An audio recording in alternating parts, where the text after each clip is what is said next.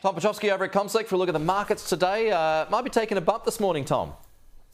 Oh, look, Pete, perhaps the futures finished in fairly flat terms. We saw US and European markets drift lower. There wasn't much conviction one way or the other as far as buyers or sellers are concerned. On Wall Street, we had losses of about 0.25% for the S&P 500 and the Nasdaq. The Dow was down by about 0.5%.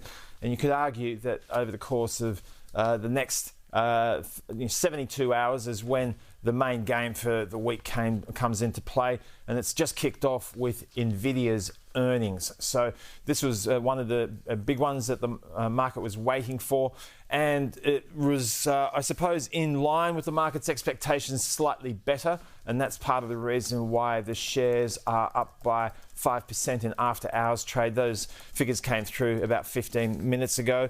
You had first quarter revenue come in at $44 billion, a little over $44 billion. The market was looking for 43.3. The earnings per share came in at 96 cents per share. The market was looking for 93. Importantly, their data center revenue, which is one of the key planks of their earnings profile, came in line with the market's expectations. So this passes muster, Pete, at a time where it's been quite challenging for chip makers overall because of the way that the government is, I suppose, playing a part in the way that they do business. I'm referring to chip sales to China, for example, which in Nvidia's case has resulted in substantial write-downs. So in that context, to have these numbers come in better than expected and to see the shares up in 5% terms in after-hours trade is a good outcome.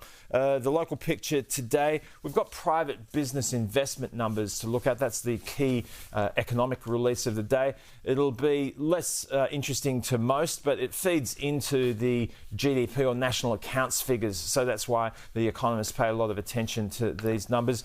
Yesterday, the inflation numbers are a little bit hotter than what the market was looking for. They're the monthly numbers, so that's diminished in terms of the import. But nonetheless, you would have thought that that might be supportive for the Aussie dollar through the lens of Northern Hemisphere investors. But the US dollar has had a little bit of a rally last night, so that's why the Aussie dollar is trading close to the 64.3 US cents at the moment. All right, Tom, thank you.